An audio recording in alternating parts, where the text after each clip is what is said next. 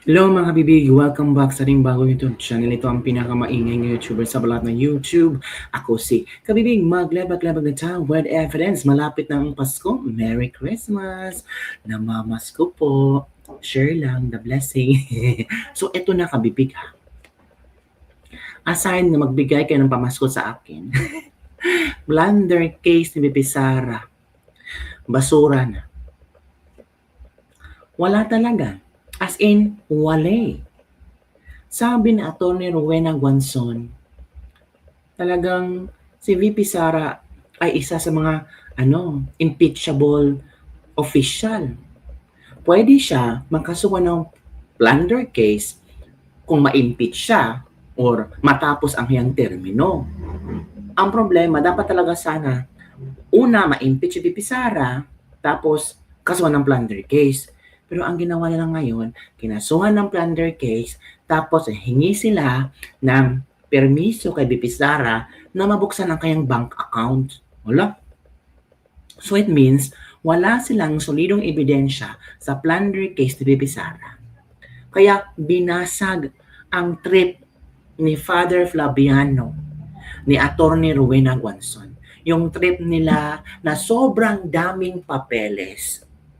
Kasi sabi ng iba, basta madaming papeles daw, maraming ebidensya.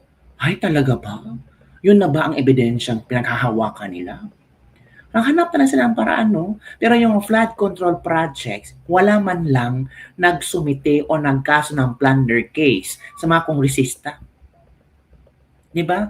O di kaya sa mga engineer ng ng DPWH. Pero pag 125 million confidential funds sa BP Sara kumpara sa bilyones ng mga insertions, wala silang emit.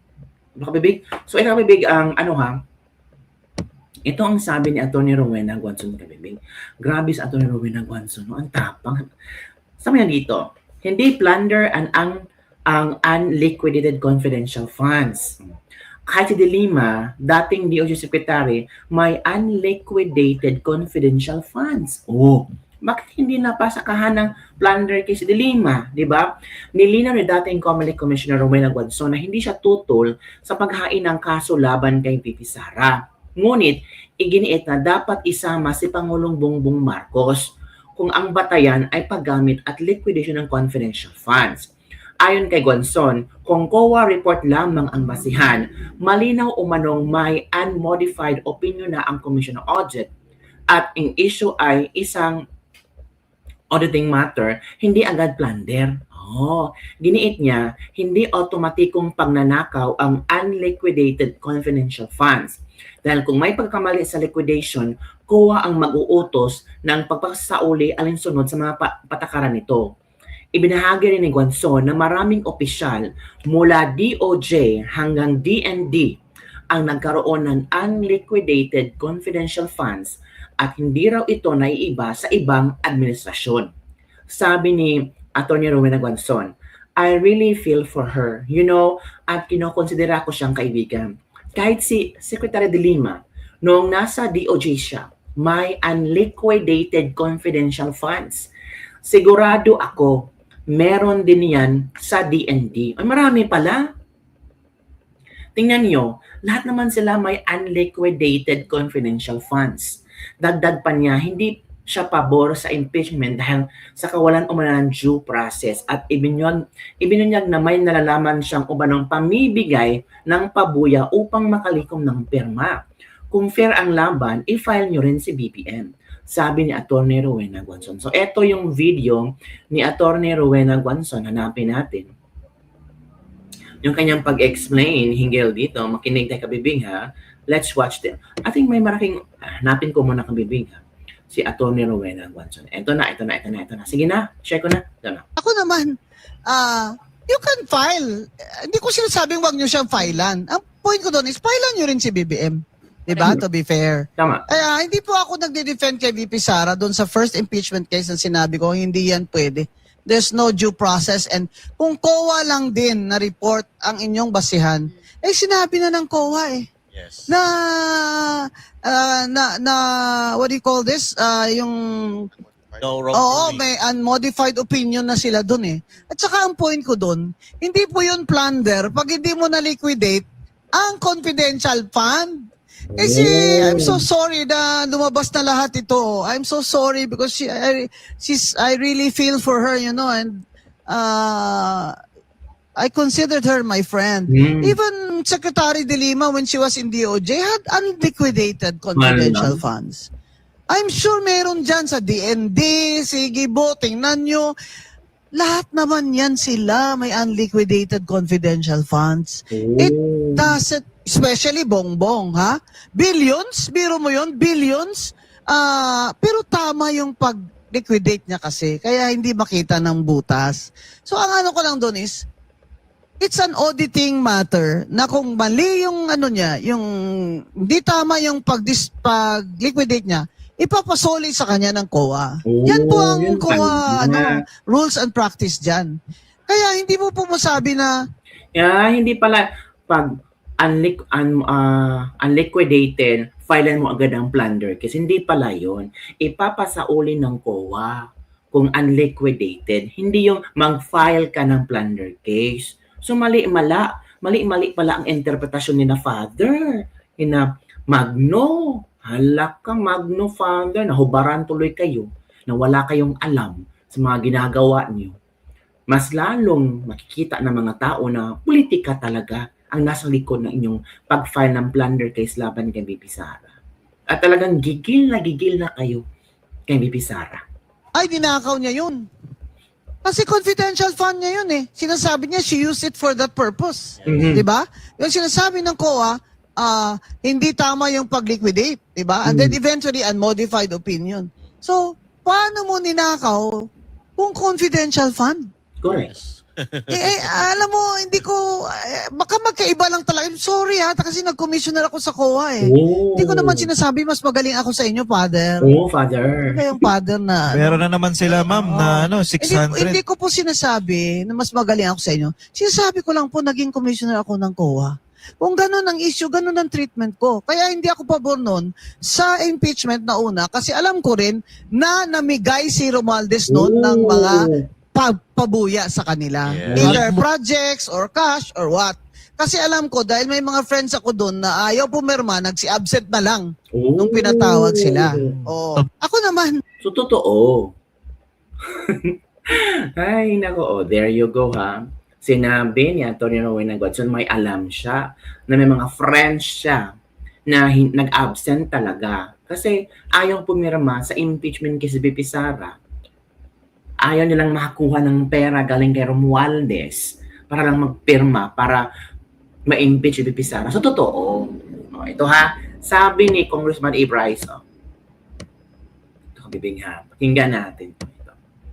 Sabi niya dito, sa pananaw ni House Minority Leader at Caloocan 2nd District Representative Igay A. Rice, naging systemic umano ang korupsyon sa bansa dahil ginamit ang pondo ng Pilipinas na pang-incentivize sa mga politiko na pabagsakin si Vice President Sara Duterte. Ayun pala.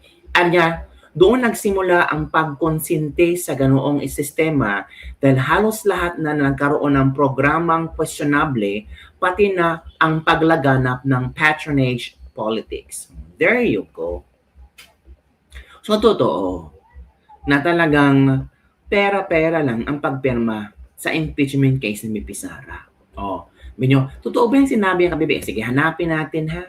Kung totoo ba itong sinabi ni Congressman Igay, hanapin natin yung kung saan nagpa-interview siya. Kasi, ano naman eh. Ito muna ha. Ito muna pakinggan natin. Ito ha. Pakinggan muna natin si Atty. Rowena Godson kung merong bang jurisdiction ang ombudsman sa kaso ni VP Sara sa plunder case. Let's listen to this one. Wait, ano ba to? Again, ano nangyari? Wait for a while, mga kabibig. Hanapin ko muna kasi medyo something. Pero feel ko talaga walang jurisdiction ng ombudsman. Bakit may hawak pa nila? Ito na. pero ito lang po ang paalala ko. Hindi po pwedeng wala pong jurisdiction ang ombudsman sa There you isang go. vice president dahil siya ay impeachable official. Oh. Ngayon, kung gusto ng ombudsman talaga, kung galit talaga si Ombudsman Rimulya, hihintayin niya na matapos na yung term o kaya ma-impeach. Mm. So yung ombudsman po na kaso ay step 2 po yun. Oh. Ang step 1, impeachment. Mm. Pag na-impeach, ididikit yung plunder. You see? But by itself, yung plunder, wala pong jurisdiction ng ombudsman sa ngayon. Pero ito lang po ang paalala ko. Hindi po pwedeng wala pong jurisdiction ang ombudsman sa isang vice president dahil siya ay impeachable official. Mm. Ngayon, kung gusto ng ombudsman talaga, kung galit talaga si Ombudsman Rimulya, hihintayin niya na matapos na yung term o kaya ma-impeach. So yung ombudsman po na kaso ay step 2 po yun. Mm. Ang step 1, impeachment. Mm. Pag na-impeach, ididikit yung plunder. You see? But by itself, yung plunder, wala pong jurisdiction ng ombudsman sa ngayon. So there you go, ha. So ito naman yung sinabi ni Congressman Igay hinggil sa mga impeachment na yan. Let's listen to this one, mga bibig. At tingin ko gusto pabagsakin ng ilan sa mga kasama, allies ng Pangulo, si Vice President Sara. Mm. At ito ay ang pondo ng bayan ay ginamit to incentivize Boy. politicians to go Pondo against ng bayan. Vice President Sara. At siguro nagkamali siguro ng ika nga nakonsinte itong ganitong sistema. Nakita naman natin yung mga Quadcom at nabalitaan naman natin kung paano malalaki ang pondo na nakuha ng mga participants sa pagpapabagsak sa effort to Wow, malalaking pondo. pabagsakin si Vice President Sara. Dito nagsimula. At pagkatapos, nag-enjoy na siguro lahat. So lahat ay meron ng mga insertions. Lahat ay may mga programa na questionable na naipasok sa budget. Grabe na nag-enjoy. Sabi ko nga, dalawang bagay lang. Itong nangyaring pinakamalaking corruption na ito ay either kasabwat si Pangulo o talaga namang napabayaan ng Pangulo. Bago tayo mag-commercial break, Congressman, nakuha yung aking atensyon doon sa sinabi ninyo na ang malaking bahagi ng massive na katiwalian ay sapagkat in-incentivize yung Grabe, no? pagpapabagsak kay BP Sara. Is this the first time na binanggit ho ninyo o nabanggit nyo na ito sa ibang fora, sa ibang mga meeting? Kasi first time kong narinig ang ganitong angulo. Is this the minority opinion, Mr. Congressman? It is the opinion of the senior minority leader. Ako po yun, opinion ko po yun na talaga namang pinag-aaralan ko kung ano yung nangyari at na nakita ko ito yung nangyari Wow, grabe. na bagay na ginamit ito para pabagsakin si BP Sara at iangat Grabe. si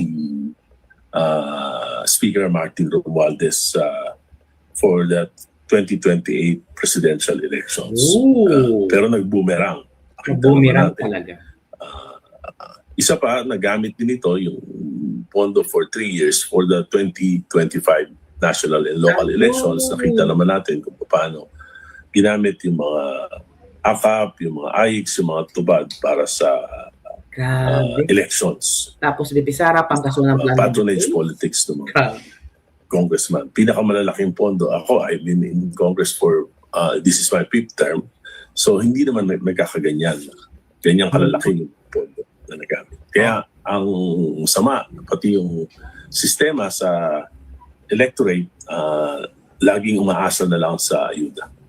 Alright, okay, alright. So, ito bang opinion ho ninyo bilang senior minority leader, deputy leader sa Kamara? Is this being shared or shared by other minority members? Grabe, O no? mag-isa lang ho kayo sa opinion na ito? Na ulitin ko, ang opinion ho ninyo, kaya naging massive ang katiwalaan sa gobyerno dahil in-incentivize ang pagpapabagsak sa pangalawang Pangulo. may consensus ho ba ang minority bloc sa ganitong opinion? O ito'y sariling opinion lang po ninyo, Mr. Congressman? Sarili ko lang po sapagkat alam nyo, iba-iba ang meron po kaming Makabayan Block na far left, meron kaming Akbayan, iba-iba talaga yung advocacies ng mga members of the minority. Meron lang kami mga ilang pinagkakaisahan.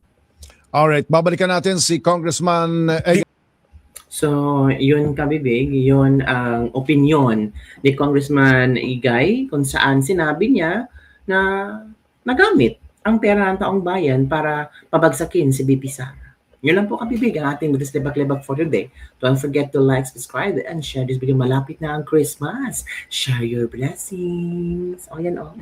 Bye everyone!